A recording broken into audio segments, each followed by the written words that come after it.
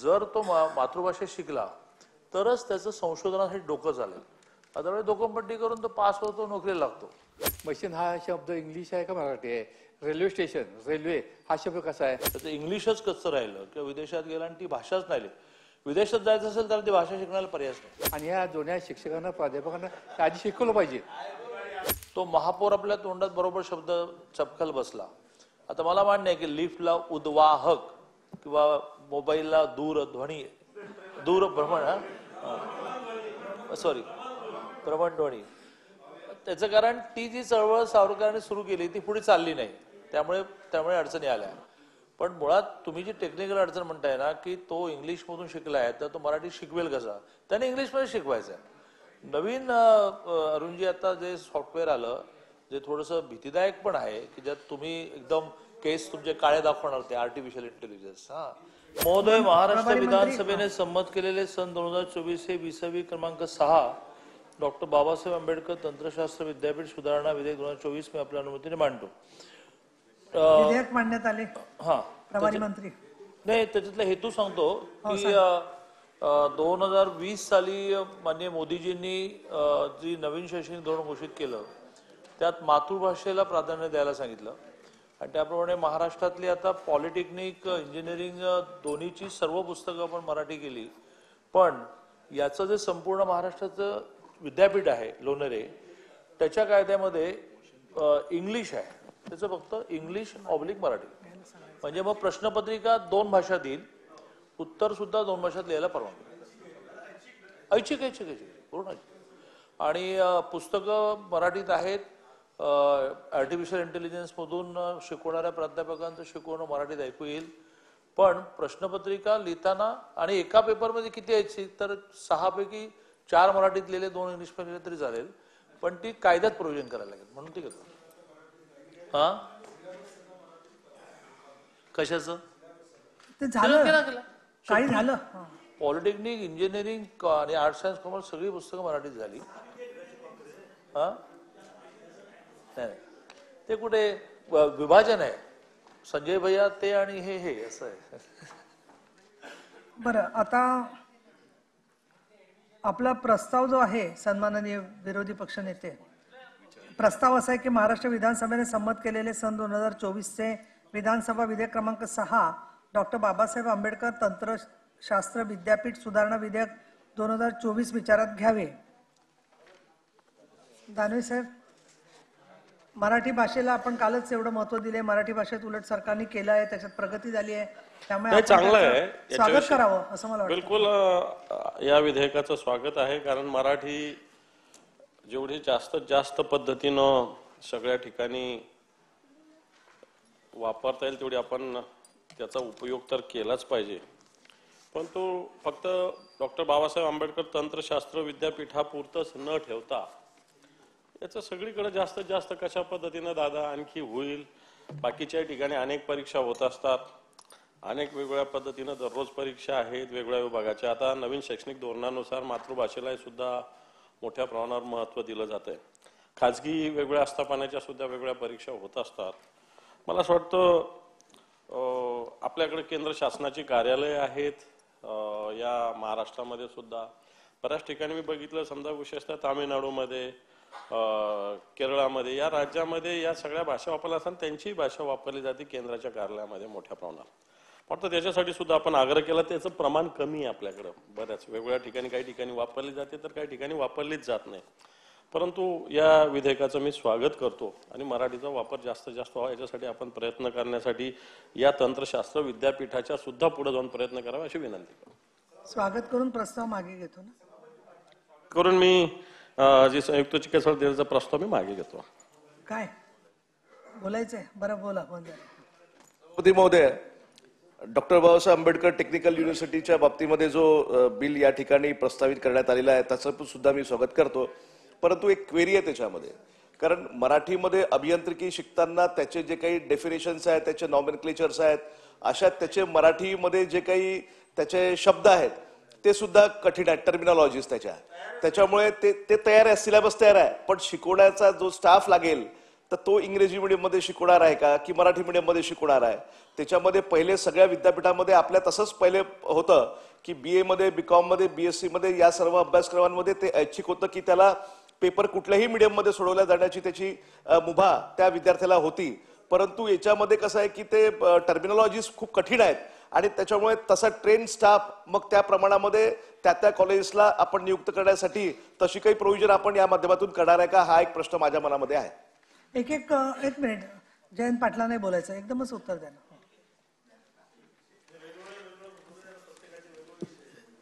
सभापती महोदय, बोलू, हात वर करा. दादा एकच खाली बसून तक्रार म्हणून मी बोलतो की बाबासाहेब आंबेडकर जे विद्यालय लोणेरेला आहे त्याच्यामध्ये मोठ्या प्रमाणामध्ये टीचर असून त्याची लेक्चर घेतली जात नाहीत.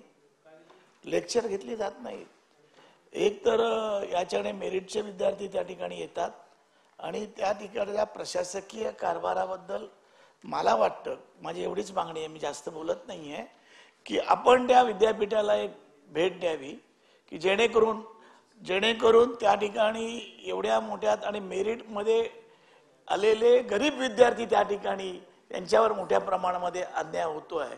बाकी प्रशासकीय बाबतीत आपण भेट द्याल तेव्हा मला कळवलं तर मी तुमच्याबरोबर येईन. तिथल्या ज्या स्थानिक लोकांच्या तक्रारी आहेत सगळ्या त्याबाबत पण आपल्याला चर्चा करण्याची गरज आहे. एवढं मोठं इन्फ्रास्ट्रक्चर आपण तिथे उभं केलेलं आहे पण त्याचा फायदा म्हणावा तसा होत नाहीये आणि केला जात नाहीये. आणि त्या दृष्टिकोनातून या बिलाच्या निमित्तानं मी मागणी करतो, जर आपल्याला वेळ मिळाला तर इलेक्शन आहे, आम्हाला पण इलेक्शन आहे, पण असलं तरी याच्यावर एक सेशन संपल्यानंतर कधीतरी तुम्हाला आराम करावा वाटला तर आपण तुम्ही रायगडला यावं. जयंतरावांच्या मुद्द्यापासून सुरू करतो. मी 15 दिवसापूर्वी दिवसभरासाठी जाऊन आलो आणि त्यांच्या सगळ्या समस्यांचा आढावा घेतला. प्रामुख्याने प्राध्यापकांची जी कमतरता आहे ते लक्षात घेऊन त्यांना त्यांच्या ज्या सँक्शन पोस्ट आहेत त्या रिलीज करण्यासाठी प्रयत्न करतो आहोत. बहुधा आठवड्यात करू, टीचिंग अँड नॉन टीचिंग. आणि सगळ्यात महत्त्वाचं बांधकामं त्यांची जी आहेत त्याला स्पीड पकडावा, कारण पैसे आपण खूप द्यायला तयार आहोत परंतु PWD डिपार्टमेंटचा वेग कमी होता, तर तेही जरा वेगवान करतोय. त्याच्यामुळे त्यानंतर त्यांची 6 ठिकाणी उपकार्यालय व्हावी, विभागीय कार्यालय व्हावी, यासाठी मागे लागून सुरू झाली.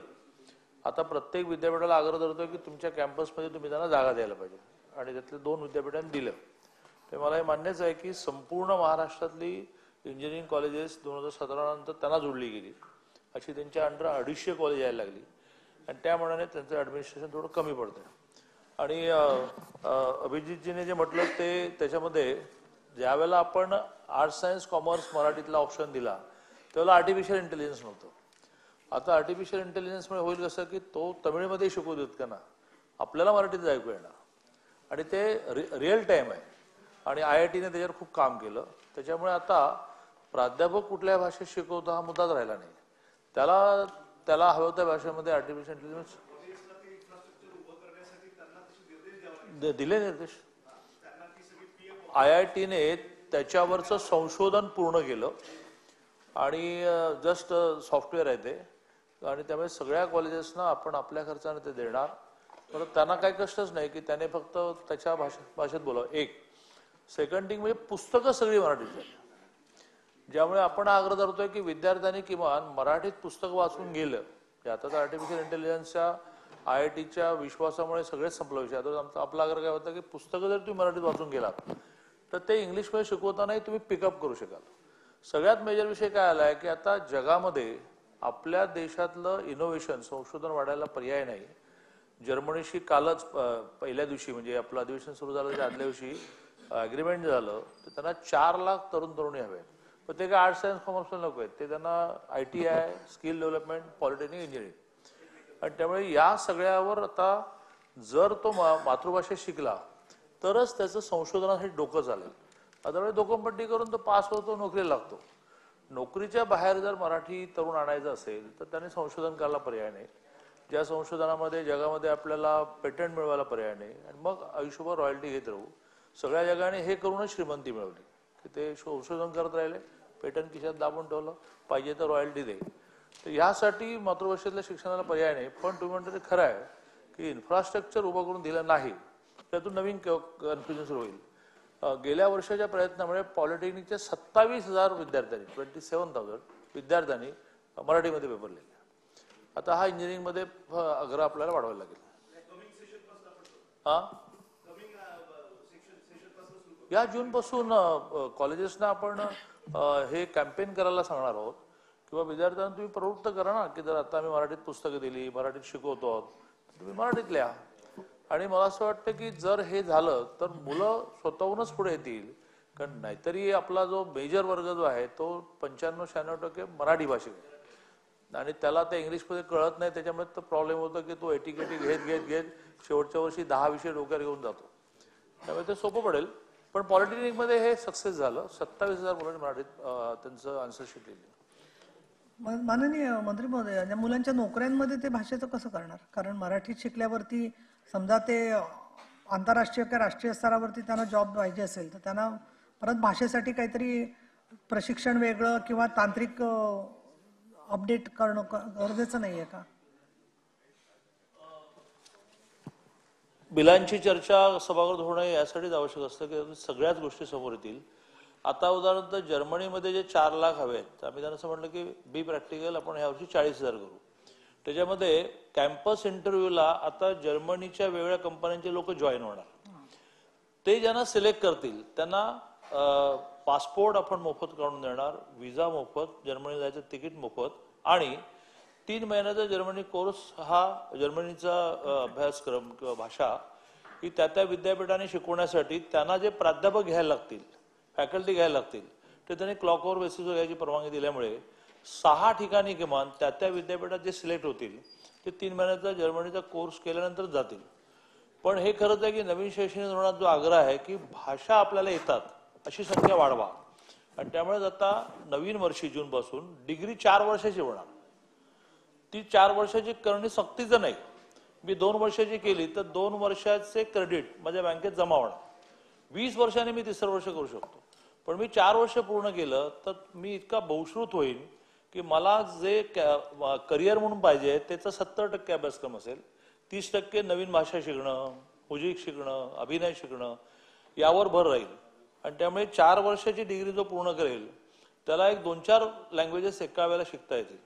एक नवीन पण कायद्यामध्ये तरतूद आपण केली. आता एका वेळेला तुम्ही 10 विद्यापीठाची डिग्री घेऊ शकता. एकाच वेळेला भारत आणि विदेश दोन्हीकडची डिग्री घेऊ शकता. असे खूप याच्यामध्ये फ्लेक्झिबिलिटी आपण आणली आहे. आणि त्यामुळे तुमचं म्हणणं बरोबरच आहे की त्याने मराठीत शिकल्यानंतर त्याचं इंग्लिशच कसं राहिलं किंवा विदेशात गेला आणि ती भाषाच नाही. विदेशात जायचं असेल तर ती भाषा शिकण्याला पर्यायच नाही. ठीक आहे, चला पुढे जाऊ. काय लाडसाहेब बोला. सभापतीमध्ये मराठीचे शिक्षण हे ठीक आहे. आता प्रचलित शब्द आहेत किंवा प्रचलित प्राध्यापक आहेत, इन्स्ट्रक्टर आहेत, ते सगळे इंग्लिशमध्ये शिकलेत आणि त्यांना मराठी शिकवून. आता मशीन हा शब्द इंग्लिश आहे का मराठी आहे? रेल्वे स्टेशन, रेल्वे हा शब्द कसा आहे? आणि त्याला मराठी शब्द काढायचा म्हटला इतका मोठा लांबडा आहे, तो कुणी काढायचा, कुणी शिकवायचा? आणि ह्या दोन्ही शिक्षकांना प्राध्यापकांना आधी शिकवलं पाहिजे.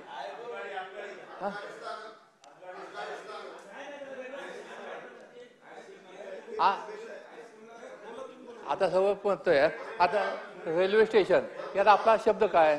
रेल्वेला आपला शब्द काय? मशीनला आपला शब्द काय? कोण सांगू शकते का? कोण सांगू शकत नाही. हा, हे तुम्ही कुठलं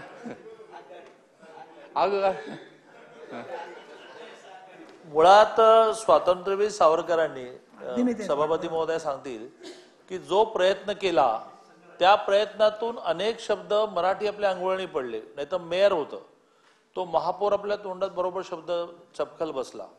आता मला मान्य आहे की लिफ्टला उद्वाहक किंवा मोबाईलला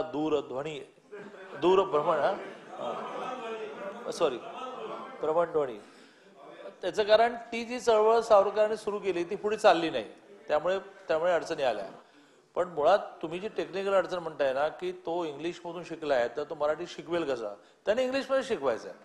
नवीन अरुणजी आता जे सॉफ्टवेअर आलं जे थोडंसं भीतीदायक पण आहे की ज्यात तुम्ही एकदम केस तुमचे काळे दाखवणार ते आर्टिफिशियल इंटेलिजन्स. म्हणजे ते चांगलंही आहे एका बाजूने, पण मग कधी कधी काळं केस असणारे आमचे बंडी पाटील त्याचं व्हाईट दाखवणार.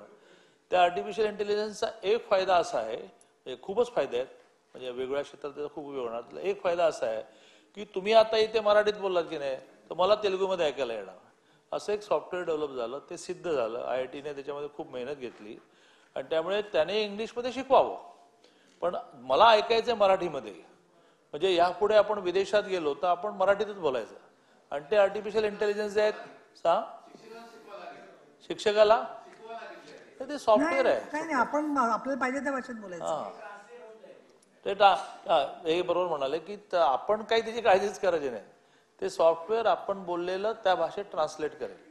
त्यामुळे तरी मी अरुणजी तुमचं म्हणणं मान्य करतो की थोडा काळ हा असा अडचणीचा जाईल, पण त्याच्याशिवाय आपण स्वातंत्र्य मिळून 75 वर्ष झाल्यानंतर हे जे गुलामगिरीचं जोखड आपल्या माड्यावरून टाकून द्यायला तयार नाही, त्याची कुठेतरी सुरुवात करायला लागेल. आणि त्याचा व्यावहारिक अरुणजी उपयोग असा आहे की तो मराठी शिकल्याशिवाय त्याला विषयच कळत नाही आणि मग संशोधन करण्याची त्याची वृत्ती जी आहे ती विकसित होते. ते हिंदीमध्ये घ्यायला सांगितलेत आपण. आता आमच्याकडे लिहून घेतात, हिंदीमध्ये लिहून घेतात. आता तिथेही पुन्हा बदल केला पाहिजे. काय बँकातले व्यवहार काय होतं हिंदीत, काय होतं बँकेतले व्यवहार आता हिंदी केले आपण, इंग्लिश आहे हिंदी केले, आता हिंदीचे मराठी झाले पाहिजेत ना ते. बरं, ठीक आहे. नाही, हिंदी चित्रपट सर्वांना कळतात, फक्त हिंदीत बँकेची भाषा बोलतो आपण नाही. काय आता राठोड, तुमचं तर झालं, मंत्र्यांचं उत्तर झालं, परत नाही मागे जात. आधीच हात वर करायचा होता. नाही, आता चला हे पहा, आता मराठीवर चर्चा केली आपण. एक शब्द अलीकडे आलाय की मिंग्लिश, म्हणजे मराठीतलं इंग्लिश असं सुद्धा बरेच लोक बोलतायत. दुसरं, मराठी शब्दांचा संपूर्ण अर्थ खूप अवघड झाला तर मग त्याची बऱ्याच वेळेला आपण हेटाळणी करतो, पण आपल्या हे लक्षात येत नाही, आपणच स्वतःची हेटाळणी करून घेतोय. तर सोपे शब्द लोकांना जे माहिती आहेत बोली भाषेमध्ये, त्यांचं मुद्दामून हट्टानी मराठी करणं आवश्यक नाहीये बरं का. काही ठिकाणी आता अगदी आदिवासी महिलांना विचारलं कशी आहे, ती म्हणते बेस आहे, तर तिला म्हणणार का बेस्ट म्हणू नकोस, मी छान आहे म्हण, असं गरज नाहीये. जे शब्द रूढ झालेले आहेत लोकांच्या मध्ये ते गोष्ट वेगळी. बाकीचे आपण प्रयत्न तरी केला पाहिजे की त्याचा अर्थ समजून घ्यावा, आणि हा हेतू आहे याच्यामध्ये की मराठी मधून मुलांना सोपं व्हावं, हा त्याचा हेतू आहे. अभ्यास असून सुद्धा त्यांना येत नाहीये, करत नाही. आणि दुसरं, भाषांतर आपलं काय करायचं हा एक वेगळा विषय आहे, पण शिक्षणाची भाषा मातृभाषा असेल तर लवकर मुलं शिकतात ही वस्तुस्थिती. आणि माननीय दादाने जे सांगितलं की directly German, directly Japanese, directly Chinese याच्यामध्ये भाषांतर होऊन गेलं तर त्या मुलांना त्या 2 भाषा येत असल्या तरी चालतात. सगळ्या जगामध्ये काही प्रत्येक देशामध्ये इंग्लिश बोलली जाते अशातला भाग नाहीये. काल त्या वेल्सच्या प्रतिनिधी आल्या होत्या, तर त्यांची परत वेल्श भाषेतच संपूर्ण त्यांचं पार्लमेंट आणि सगळं संपूर्ण कामकाज चालतं. आणि त्यामुळे मला असं वाटतं की काही शब्दांची हेटाळणी करत असताना कळत नकळत आपण त्याच्या मागच्या हेतूला धक्का लावू नये, आणि जे योग्य असेल शब्द ते वापरा, जे असतील ते सोडून द्या. कोणी कोणाची शुद्ध अशुद्ध वरून थट्टा करू नये, हे मला खास करून सांगावं असं वाटतं याच्यामध्ये. आणि लाडांचा प्रश्न बरोबर आहे, पण बँकेमध्ये हिंदी भाषा किंवा काही ठिकाणी रेल्वेत हिंदी भाषा असते, पण हिंदी बरोबर मराठी पण बऱ्याच ठिकाणी अनाउन्समेंट असतात. प्रॉब्लेम एकच आहे की त्यांच्याकडे हिंदी बोर्ड रंगवणारे लोक तेवढे नीट नसतात, त्यामुळे ते काही पण त्याचं शब्दांकन करून ठेवतात. तर ते सेवक मराठी असतील तर त्यांना मराठीची भाषा कळू शकेल.